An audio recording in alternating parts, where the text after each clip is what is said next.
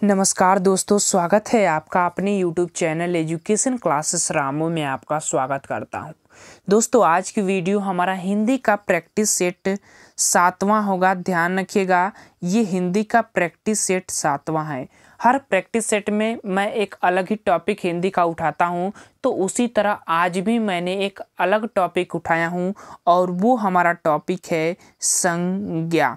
संज्ञा आपको पता होगा, अगर आप पढ़े होंगे, जिसको इंग्लिश में नाउन कहते हैं, वही टॉपिक जो मैंने हिंदी में उठाया हूँ, संज्ञा। संज्ञा से रिलेटेड आज महत्वपूर्ण 50 प्रश्न जो है देखेंगे, जो आपके केबीएस एग्जाम। अब देखिए, यहाँ पर एक चीज़ ध्यान रखिएगा, डायरेक्टली आप ये नहीं कह सकते कि केबीएस में ही पूछा जाएगा। ये super TET, UP TET, C TET या केबीएस एग्जाम जहाँ पर भी हिंदी दी गई होती है, वहाँ पर यहाँ से प्रश्न देखने को मिलते हैं। स्पेशली हम केबीएस एग्जाम की तैयारी के लिए ये प्रैक्टिस सेट करा रहा हूँ। तो जो भी बंदा केबीएस एग्जाम, केबीएस पीआरटी की तैयारी करते होंगे, तो इस वीडियो को जरूर देखिएगा। वीडियो पसंद आए तो चैनल को लाइक, शेयर, सब्सक्राइब आप जरूर करिएगा। बाकी चीज़ें, बहुत से लोग इस चीज़ को ज़्यादा सीरियस नहीं लेते होंगे हिंदी वाले सेशन को। तो आपको पता होगा कि हिंदी से 30 प्रश्न केबीएस पीआरटी में पूछा जाएगा। और वो लोग क्या करते हैं कि बहुत से अलग ऐसे यूट्यूबर, जैसे जो लोग पेड बैच बेचते हैं, उनके चैनल की जो है प्रैक्टिस सेट देखते हैं। देखिए, उनके चैनल पर प्रैक्टिस सेट वही लगाए जाते हैं जो आपको आते होंगे। मान लीजिए, अगर मैं एक उदाहरण के तौर पर बात करूं, तो केबीएस पीआरटी में हिंदी से 30 प्रश्न पूछे। 30 प्रश्न में अगर आप 20 प्रश्न तो सरल होंगे, 20 प्रश्न ऐसे होंगे जो सबको आते होंगे। अब उसमें से 10 प्रश्न ऐसे होंगे जो आपको चुनौती देखते होंगे, और जो लोग इस चुनौती को पार करते हैं वही लोग हिंदी में रिजल्ट अच्छा कर पाते हैं, उन्हीं लोगों का सिलेक्शन हो पाता है। लेकिन अगर जो लोग YouTube पर, बहुत से ऐसे हैं, देखिए, अब मैं तो किसी की स्पेशली बुराई भी नहीं कर सकता, लेकिन आपको एक चीज़ बताता हूँ, जो ज्ञान मैं खुद ढूंढता हूँ। मैं देखिए, अभी आप लोगों को प्रैक्टिस सेट करा रहा हूँ, मेरा भी मन करता किसी यूट्यूब चैनल का प्रैक्टिस सेट देखूं, लेकिन मैं नहीं देखता हूँ। वहाँ पर होता क्या कि वो ऐसे प्रश्न, चुनिंदे प्रश्न लेकर आते हैं जो आपको आते होंगे, ताकि आपको मजा आए उस प्रैक्टिस सेट को देखने में, उनके वीडियो को देखने में। वो चीज़ें, वो प्रैक्टिस सेट आपको वो लाकर दिखाते हैं। तो देखिए, जो आता है वो आपके लिए अच्छा नहीं होता, लेकिन जो नहीं आता है वो आपके लिए चुनौतीपूर्ण होता है, और वो आपके करियर और सिलेक्शन में महत्वपूर्ण योगदान करते हैं वैसे प्रश्न। तो उन प्रश्नों का कलेक्शन मैं अपने वीडियो में लेकर आता हूँ, ताकि आप रिजल्ट अच्छा दे सकें। आप 30 में से 20 प्रश्न कर लेंगे तो आपका रिजल्ट नहीं आएगा, 30 में से 25-28 करेंगे तब आपका रिजल्ट आएगा, और वो मेरे प्रैक्टिस सेट से आएगा। ठीक। लेकिन अगर आप सोचेंगे कि आप 20 प्रश्न तो सभी करेंगे ना, जो, क्योंकि ये सामान्य प्रश्न है, सरल प्रश्न है, सबके लाइफ से जो सबके पढ़े हुए चीज़ों से गुजरे होंगे, लेकिन 10 प्रश्न ऐसे होंगे जो चुनौती देते होंगे। उन 10 प्रश्नों में आपका सिलेक्शन होता है, दिखता है कि आप सिलेक्शन हो पाएंगे या नहीं। तो आप वैसे यूट्यूबरों के पीछे मत भागे, मेरे जैसे छोटे यूट्यूबरों के पीछे भागे, जो प्रश्नों का कलेक्शन आपके सामने लेकर आता है, जो प्रश्न आपको चुनौती देंगे। आप इसी प्रैक्टिस सेट में देखेंगे, आपके आधे से प्रश्न ऐसे होंगे जो आपको चुनौती देंगे इसमें। तो वो महत्वपूर्ण है या आपसे जो प्रश्न आते हैं वो महत्वपूर्ण है? आप खुद डिसाइड करिएगा, और इस प्रैक्टिस सेट को अंत तक देखिएगा। तो चलिए दोस्त, आज का हमारा टॉपिक है संज्ञा, और हम संज्ञा से रिलेटेड इंपॉर्टेंट 50 प्रश्न करने वाले हैं। आपको कुछ पॉइंट में बताता हूं, जैसे मैं प्रैक्टिस सेट करा रहा हूं तो थ्योरी, उस टॉपिक से रिलेटेड कुछ ऐसी बातें बता देता हूं जो आपको उस प्रैक्टिस सेट को हल करने में थोड़ी आसानी होगी। देखिए, पहली चीज, पद आपको पता होगा कि पदों के योग से ही वाक्य का निर्माण होता है।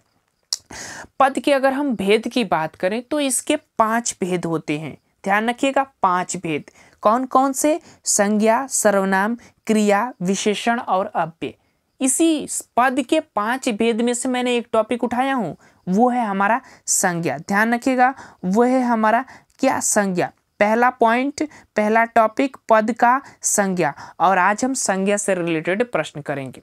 अब संज्ञा की टाइप्स की बात करते हैं तो संज्ञा के मुख्य टाइप्स, मतलब मुख्य, यहाँ पर दो चीजें होती है, एक मुख्य होता है, एक सामान्य होता है। तो संज्ञा के प्रकार की बात करें तो मुख्यतः इसके 3 प्रकार होते हैं। कौन कौन से? व्यक्तिवाचक संज्ञा, जातिवाचक संज्ञा और भाववाचक संज्ञा। लेकिन अगर इस तरह सामान्य की बात करें तो इसके 5 प्रकार हो जाते हैं, 2 और जुड़ जाते हैं, एक समूहवाचक संज्ञा और एक होता है द्रव्य या पदार्थवाचक संज्ञा। हालांकि समूहवाचक संज्ञा और पदार्थवाचक संज्ञा को हम जातिवाचक संज्ञा के अंतर्गत रखते हैं। तो ये कुछ इसके टाइप्स हो जाते हैं। हालांकि एग्जाम में इतने सरल प्रश्न नहीं पूछते हैं, टाइप्स नहीं पूछते हैं, डायरेक्टली आपको पहचानना पड़ता है कि संज्ञा कौन सी संज्ञा है, वो आपको पहचानना पड़ता है। चलिए, वो तो प्रश्न का सिलेक्शन ही आपको बताएगा कि आप इसमें कितने अच्छे कर पाते हैं। जैसे अगर आप देखिए प्रश्न नंबर पहला कह रहा है कि स्त्रीत्व शब्द में कौन सी संज्ञा है, आपको बताना है। ऑप्शन आपके सामने है। तो स्त्रीत्व शब्द में अगर हम संज्ञा की बात करें तो ये एक प्रकार का स्त्री जाति का बोध कर रहा है। क्यों? स्त्रीत्व स्त्री जाति का बोध कर रहा है? नहीं, जिसके अंत में आधा त्व और वो लग जाए वो डायरेक्टली भाववाचक संज्ञा में आ जाता है। इस तरह से हमारा सी वाला विकल्प पहला का सही हो जाएगा। दूसरा, निम्नलिखित में से भाववाचक संज्ञा कौन सी होगी? अब यहाँ पर आपके सामने ऑप्शन दिया गया है, मैं ऑप्शन नहीं पढ़ रहा हूँ, ऑप्शन आपके सामने है। इस भाववाचक संज्ञा और भाववाचक संज्ञा हमारा पहला विकल्प जो है दूसरा का सही हो जाएगा। शत्रुता, जिसके अंत में त्व और ता लग जाए, समझिएगा वो भाववाचक संज्ञा है। स्पेशली 90% आसार आता है कि वो भाववाचक संज्ञा के अंतर्गत आता है। आगे चलते हैं और अगला हमारा पॉइंट है, प्रश्न है कि अर्थ के विचार से संज्ञा कितने प्रकार की होती है। अर्थ के विचार से पूछा गया है कि संज्ञा कितने प्रकार की होती है। तो अर्थ के आधार पर बात करें तो 5 प्रकार ध्यान रखिएगा। प्रश्न नंबर चौथा, निम्नलिखित में से कौन सा शब्द व्यक्तिवाचक संज्ञा है? यहाँ पर आपको व्यक्ति, किसी एक व्यक्ति की पार्टिकुलर बात हो रही है। देखिए, तो कौन सा व्यक्तिवाचक संज्ञा है वो आपको बताना है। प्रश्न नंबर चौथा का, और चौथा का हमारा सी वाला विकल्प यमुना। यमुना किसी एक व्यक्ति का नाम है, यमुना अनेकों नहीं है, एक है, इसीलिए व्यक्तिवाचक संज्ञा। गाय अनेक, पहाड़ अनेक, आम अनेक। प्रश्न नंबर 5, कौन सा शब्द जातिवाचक संज्ञा नहीं है? पॉइंट ध्यान रखिएगा, नहीं है जातिवाचक संज्ञा। देखिए, अब यहाँ पर देखिए जातिवाचक संज्ञा आपको बताना है प्रश्न नंबर 5 का। देखिए, यहाँ पर हमारा विकल्प सी वाला सही हो जाएगा। सुंदर जो है जातिवाचक संज्ञा नहीं है। किसी व्यक्ति का नाम सुंदर हो सकता है, लेकिन बालकों की जाति, मनुष्य की जाति, जानवरों की, जवान की जाति होती है। हाँ, आगे चलते हैं। प्रश्न नंबर 6, कौन सा शब्द भाववाचक संज्ञा नहीं है? पॉइंट ध्यान रखिएगा, भाववाचक संज्ञा नहीं है। कौन से नहीं है? अब देखिए, इसमें से आपको प्रश्न नंबर 6 भाववाचक संज्ञा नहीं है, बाकी सभी भाववाचक संज्ञा होगी। 3 होंगी, 1 नहीं होगी। भाववाचक संज्ञा ऑप्शन नंबर ए वाला विकल्प जो है ये भाववाचक संज्ञा के अंतर्गत नहीं आता। इसका होता है भाववाचक संज्ञा मिठास होता है, ध्यान रखिएगा, मिठास इसका भाववाचक संज्ञा होता है। बाकी ये सभी भाववाचक संज्ञाएं हैं, ए वाला विकल्प इसका सही हो जाएगा। 7वां, जातिवाचक संज्ञा आपको इसमें से बताना है कौन सा होगा जातिवाचक संज्ञा। प्रश्न नंबर 7 का हमारा विकल्प पहला ही, लड़कों की जाति, ए वाला विकल्प सही हो जाएगा। प्रश्न नंबर आगे चलते हैं। 8वां, देश की हानि जयचंदों से होती है, रेखांकित शब्द की संज्ञा कौन सी है?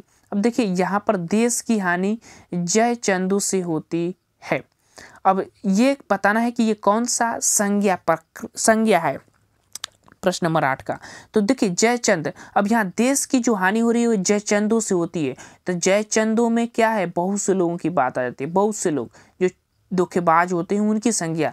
पता है ना कि पृथ्वीराज चौहान को जयचंद्र ने ही धोखा दिया था, तो उसी का हो जाता है।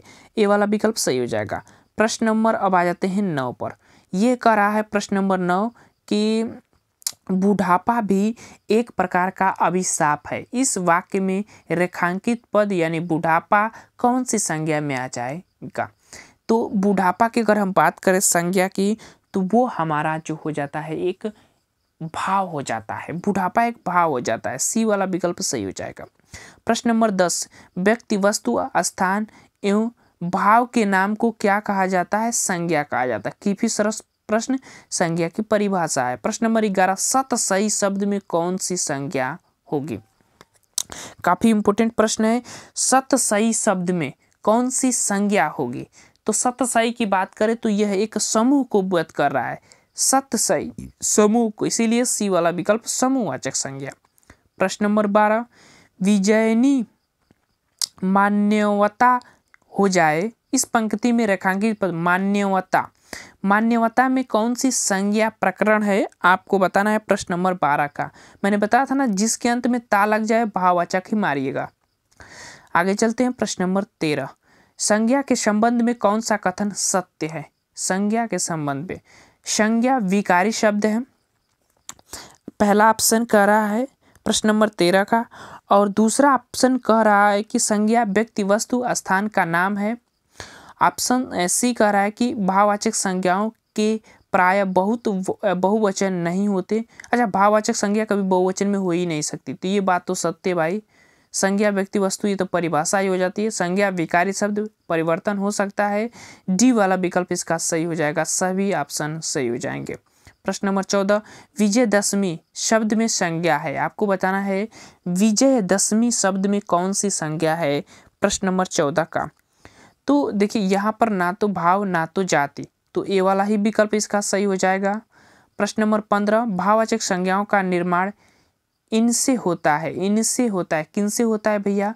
भाववाचक संज्ञाओं का निर्माण। प्रश्न नंबर 15, किनसे होता है? संज्ञा से या सर्वनाम से? और भी ऑप्शन दिखा देते हैं, यहाँ है अपना ऑप्शन, किनसे होता है? क्रिया से या इन सभी से?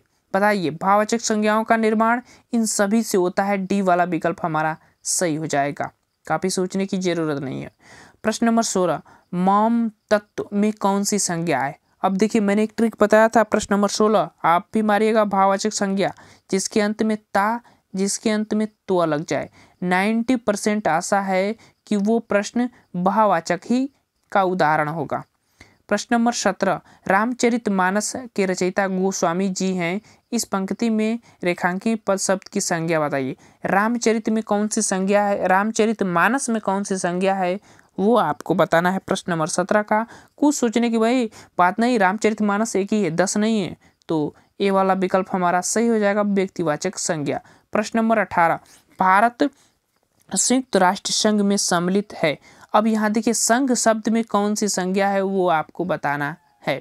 तो प्रश्न नंबर 18 का विकल्प का हमारा उत्तर हो जाएगा संघ एक तरह का समूह हो जाता है, तो डी वाला विकल्प सही हो जाएगा, ध्यान रखिएगा। प्रश्न नंबर 19, निम्नलिखित में से भाववाचक संज्ञा बताइए। इसमें से भाववाचक संज्ञा प्रश्न नंबर 19 का आपको बताना है। मैंने बताया था अभी भाववाचक संज्ञा, देखिए मिठाई जो है भाववाचक नहीं है, लेकिन मिठास जो है भाववाचक संज्ञा है, प्रेम भी भाव है, और शत्रुता जिसके अंत में ता, तो इस तरह से हमारा डी वाला विकल्प सही हो जाएगा। प्रश्न नंबर 20, निम्नलिखित में से समूहवाचक संज्ञा आपको बताइए। कम समय में अच्छे प्रश्न, ज़्यादा प्रश्न मैं आपको कराने का प्रयास करता हूँ, यही मेरी सोच है, यही आप सफलता का एक मूल मंत्र भी होता है। बाकी चीज़ें अगर एक प्रश्न पर आप ज़्यादा समय देंगे तो उसका कोई मोल नहीं होता है, लेकिन जब आप कम समय में ज़्यादा प्रश्न और टिपिकल्स प्रश्न हल करते हैं तो वो आपके लिए महत्वपूर्ण होता है। प्रश्न नंबर 20 का उत्तर आप दीजिए, समूहवाचक संज्ञा कौन सा होगा? सी वाला विकल्प मंडल और गिरोह ये सभी हो जाता है। प्रश्न नंबर 21, कोयल, कोयल है, कोयल क्या है भाई? संज्ञा में आपको बताना है। प्रश्न नंबर 21 का कोयल क्या है? कोयल हमारी जो है जातिवाचक संज्ञा, क्योंकि कोयलों की जाति हो जाती है, कौओं की जाति, चिड़ियों की जाति, तो इस तरह से ये शब्द जातिवाचक में आ जाएंगे। प्रश्न नंबर 22, निम्नलिखित में से व्यक्तिवाचक नहीं है, ये भी पॉइंट ध्यान रखिएगा, व्यक्तिवाचक नहीं है। कौन सा इसमें से व्यक्तिवाचक नहीं है? सी वाला विकल्प, क्योंकि औरत बहुत होती है, मतलब औरतों की एक कास्ट हो जाती है, तो सी वाला विकल्प ये व्यक्तिवाचक नहीं जातिवाचक में आ जाएगा। बाकी सभी जातिवाचक नहीं है, व्यक्तिवाचक है। प्रश्न नंबर 23 सुंदरता शब्द में संज्ञा है। सुंदरता, प्रश्न नंबर 23, सुंदरता शब्द में जिसके अंत में ता लगे उस पर किस पर जाएंगे? भाववाचक संज्ञा। सी वाला विकल्प सही हो जाएगा। प्रश्न नंबर 24 घबराहट शब्द में कौन सी संज्ञा है? प्रश्न नंबर 24 घबराहट शब्द में कौन सी संज्ञा है? घबराहट भाववाचक संज्ञा। सी वाला विकल्प सही हो जाएगा। प्रश्न नंबर 25 भूकंप में संज्ञा है। विकल्प आपके सामने है। भूकंप, भूकंप में कौन सी संज्ञा है? अब आपको बताना है भूकंप। 25 का हमारा जो विकल्प सही होगा बी वाला, जातिवाचक संज्ञा भूकंप आ जाता, क्योंकि भूकंप बहुत आते हैं। ठीक है ना। 26 निम्नलिखित में से व्यक्तिवाचक संज्ञा है। यहाँ पर बताना है व्यक्तिवाचक संज्ञा कौन सा है? महेंद्र, डी वाला विकल्प सही हो जाएगा। किसी का नाम है भाई। प्रश्न नंबर 27 निम्नलिखित में से कौन द्रव्यवाचक संज्ञा नहीं है? द्रव्य या आप पदार्थ भी कह सकते हैं, इसमें से कौन सा नहीं है? प्रश्न नंबर 27 का, प्रश्न नंबर 27 का हमारा जो विकल्प सही होगा वो होगा घड़ी जो है द्रव्यवाचक संज्ञा के में नहीं आएगी। बाकी दूध भी द्रव्य में आ जाएगा, लोहा, तेल ये सब द्रव्य में आ जाएंगे। विकल्प हमारा बी वाला सही हो जाएगा। प्रश्न नंबर 28 माता शब्द में बने भाववाचक संज्ञा का कौन सा विकल्प चुनिए? माता से भाववाचक हम क्या बना सकते हैं? प्रश्न नंबर 28, और काफी अच्छा प्रश्न, सरल भी है। मातृत्व, बी वाला विकल्प सही। प्रश्न नंबर 29 पंडित शब्द में भाववाचक संज्ञा का सही विकल्प। काफी अच्छा, देखिए घुमावदार प्रश्न है। प्रश्न नंबर 29, ऐसे ही प्रश्न होने चाहिए। कौन सा विकल्प सही होगा? पंडित का भाववाचक संज्ञा, पंडित का भाववाचक संज्ञा ये सभी हो जाएंगे। पंडिताइन, पंडित्य, पंडिताऊ ये सभी हो जाएंगे। प्रश्न नंबर 29 का डी वाला विकल्प। प्रश्न नंबर 30 द्रव्यवाचक संज्ञा, द्रव्य या पदार्थवाचक संज्ञा, इसमें से कौन सा होगा? द्रव्य या पदार्थवाचक संज्ञा। प्रश्न नंबर 30 का विकल्प हमारा जो होगा वो डी, पानी तरल अवस्था में है, ये पदार्थ या द्रव्य में आ जाएगा। ठीक। प्रश्न नंबर 31 भाववाचक संज्ञा आपको बतानी है, इसमें से कौन सी भाववाचक संज्ञा है? चलिए प्रश्न नंबर 31 भाववाचक संज्ञा। प्रश्न नंबर 31 का हमारा विकल्प लड़कपन सही हो जाएगा, क्योंकि लड़कपन में भाववाचक संज्ञा है। प्रश्न नंबर 32 निम्न में से कौन सा शब्द संज्ञा है? संज्ञा इसमें से आपको बताना है कौन सा शब्द होगा। प्रश्न नंबर 32 का, और हमारा जो संज्ञा की बात करें तो इसमें हमारा क्रोध जो है संज्ञा हो जाएगा। पर्टिकुलर एक पॉइंट हो जाता है, बी वाला विकल्प हमारा सही हो जाएगा, क्रोध संज्ञा के अंतर्गत। 33 प्रश्न राष्ट्र की भाववाचक संज्ञा है। राष्ट्र की भाववाचक संज्ञा क्या होगी आपको बताना है प्रश्न नंबर 33 का। और प्रश्न नंबर 33 का हमारा जो विकल्प होगा, अब देखिए मैंने बताया था ना कि आपको ता जोड़ लीजिएगा, तो डी वाला विकल्प हमारा सही हो जाएगा। प्रश्न नंबर 34 आपका घर जिस शहर में है उस शहर का नाम संज्ञा का कौन सा भेद आएगा?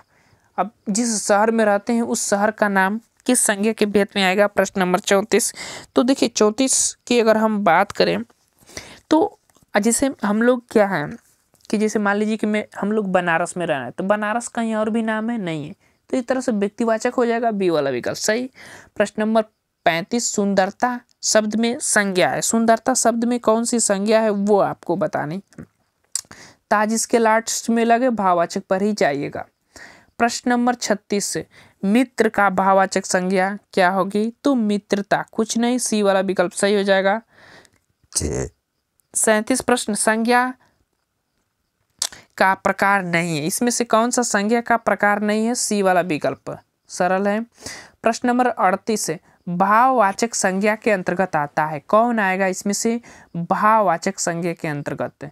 तो गुण दोष बताया जाता है, उसी के आधार पर बी वाला विकल्प सही। प्रश्न नंबर अब आ जाते हैं 39, ये कह रहा है प्रश्न 39 की बुढ़ापा शब्द में कौन सी संज्ञा है? बुढ़ापा शब्द में कौन सी संज्ञा है? प्रश्न नंबर 39 आपको कुछ समय के लिए दे रहा हूं। बुढ़ापा में भाववाचक संज्ञा है, बी वाला विकल्प हमारा सही हो जाएगा। प्रश्न नंबर 40, हरियाली, हरियाली में कौन सी संज्ञा है वो आपको बताना है प्रश्न नंबर 40 का। और हरियाली भी क्या है, एक तरह का भाववाचक संज्ञा है। बी वाला विकल्प जो है सही हो जाएगा। अब हरा चीज है तो उसकी भाववाचक हो जाएगी कि वो एक हरियाली की तरफ, तो डी वाला विकल्प। राज्यपाल, राज्यपाल में कौन सी संज्ञा, काफी इंपोर्टेंट प्रश्न। राज्यपाल कौन सी संज्ञा है, राज्यपाल में जातिवाचक संज्ञा हो जाएगी। लेकिन वहीं पर अगर राष्ट्रपति पूछता, प्रधानमंत्री पूछता, तो वह व्यक्तिवाचक संज्ञा के अंतर्गत आते हैं। ठीक है ना। तो इस तरह से हमारा डी वाला विकल्प जो है सही हो जाएगा। अब यहाँ पर इसलिए व्यक्तिवाचक क्योंकि उस पर एक ही व्यक्ति आसीन होता है, एक ही व्यक्ति, चाहे वो राष्ट्रपति हो या प्रधानमंत्री, एक ही होता है एक देश का। लेकिन राज्यपाल बहुत से होते हैं, हर राज्य के अलग अलग होते हैं। तो इस तरह से हमारा डी वाला विकल्प राज्यपाल का सही हो जाएगा। प्रश्न नंबर 42, धुआं शब्द में कौन सी संज्ञा है। 42 प्रश्न इंपोर्टेंट है, ध्यान रखिएगा। धुआं, अब धुआं शब्द में कौन सी संज्ञा है, तो वह एक प्रकार का द्रव्य हो जाता है। तो इस तरह से हमारा सी वाला ए वाला विकल्प द्रव्यवाचक में ना, अब आपको पता होगा कि द्रव्य के 3 भेद होते हैं, एक ठोस, द्रव, गैस। तो अब ये क्या हो जाता है, गैस में आ जाएगा। तो इस तरह से हमारा ए वाला विकल्प सही हो जाएगा। ठीक। प्रश्न नंबर 43, निम्नलिखित विकल्पों में से विकल्प में सभी शब्द व्यक्तिवाचक संज्ञा है। सभी शब्द जो होंगे वो व्यक्तिवाचक संज्ञा होंगे। प्रश्न नंबर 43 कौन सा होगा। प्रश्न नंबर 43 का पहला विकल्प, राम भी एक थे, रामचरितमानस भी एक है और गंगा भी एक है, कई गंगा नहीं है। तो इस तरह से ये वाला विकल्प सही हो जाएगा, व्यक्तिवाचक संज्ञा पूछा है। प्रश्न नंबर 44, व्युत्पत्ति के आधार पर संज्ञा के कितने भेद होते हैं। व्युत्पत्ति के आधार पर, प्रश्न नंबर 44, कितने भेद होते हैं, 3 भेद होते हैं। कौन कौन से, तो व्यक्तिवाचक संज्ञा, भाववाचक संज्ञा और जातिवाचक संज्ञा। और अर्थ के आधार पर पूछेगा तो, अर्थ के आधार पर या सामान्य स्तर पूछेगा तो 5 भेद। ठीक है ना, ध्यान रखिएगा। प्रश्न नंबर 45, विशेषण से बना भाववाचक संज्ञा कौन सा है। इसमें से विशेषण से बना भाववाचक संज्ञा बताना है प्रश्न नंबर 45 का। और वो विशेषण से जो है हमारा डी वाला ही विकल्प ये बना शब्द है, मिठास। डी वाला विकल्प सही हो जाएगा। प्रश्न नंबर 46 है कि संज्ञा के मुख्यतः कितने भेद होते हैं। मुख्यतः की बात कर रहा है। जब मुख्यतः की बात करें तो हम 3 भेद मारेंगे, मैंने पहले ही बता चुका हूँ। सी वाला विकल्प सही हो जाएगा। प्रश्न नंबर 47, सोना चांदी में कौन सी संज्ञा होगी। प्रश्न नंबर 47 का सोना चांदी में विकल्प आपके सामने है। जाति, व्यक्तिवाचक संज्ञा, बी वाला विकल्प करा है और भी विकल्प है, देख लेते हैं। यहाँ पर विकल्प है, सोना चांदी में कौन सी संज्ञा है वो आपको बताना है। प्रश्न नंबर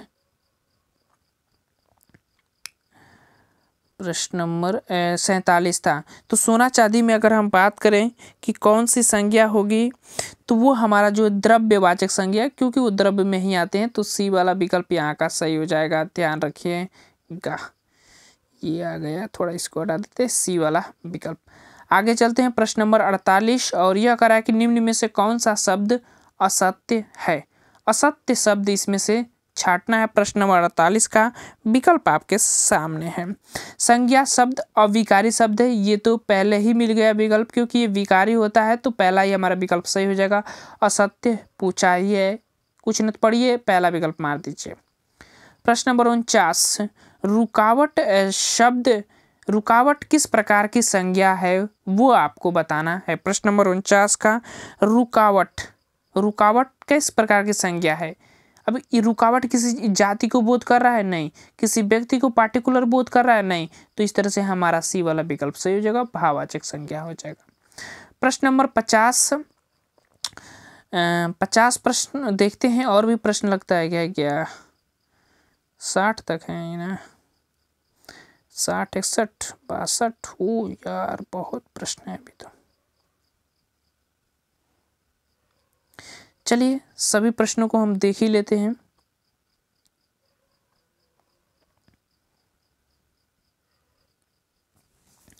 एक्चुअली इसमें जो है 100 प्रश्न दिए हुए हैं, और मैं जो 50 प्रश्न है जो है अगले वीडियो में मैं आपको करा दूँ। का। तो आप घबराइएगा मत, अभी आप जो है 50 प्रश्न तक ही इस प्रैक्टिस सेट को देख लीजिए। बाकी चीज़ें, इसका जो प्रैक्टिस सेट है ना वो थोड़ा लंबा हो गया। मुझे लग रहा था कि इसमें 50 ही प्रश्न होंगे, लेकिन 100 प्रश्न है संज्ञा प्रकरण से, तो मैं 100 प्रश्न ही कराऊंगा। आप मत घबराइएगा, 50 नहीं 100 कराऊंगा। बाकी आज जो है पार्ट 1 ही, आज इसको समझ लीजिएगा। 50वां प्रश्न को देख लेते हैं कि द्रव्यवाचक संज्ञा शराब को जातिवाचक संज्ञा में परिवर्तित करने के लिए क्या शब्द बनता है, वो आपको बताना है कि कौन सा शब्द बनाना पड़ेगा इसको अगर हम जातिवाचक संज्ञा में परिवर्तित करना होगा तो शराब को डायरेक्टली आप शराबी कर दीजिए, एक प्रकार का ये जाति हो जाता है। शराबी में सभी शराबी आ जाएंगे जो दारू पीते होंगे। अगर आप पीते होंगे, अगर आपको पता होगा, आपके घर पास में जो भी पीते होंगे सभी शराबी में आ जाते हैं, तो ये वाला विकल्प इसका सही हो जाएगा। आज के लिए बस इतना ही, और अगला हम 51वें प्रश्न से स्टार्ट करेंगे। तो चलिए दोस्त, वीडियो को समाप्त करते हैं। वीडियो पसंद आए तो चैनल को लाइक शेयर सब्सक्राइब आप जरूर करिएगा। Thank you for watching this video.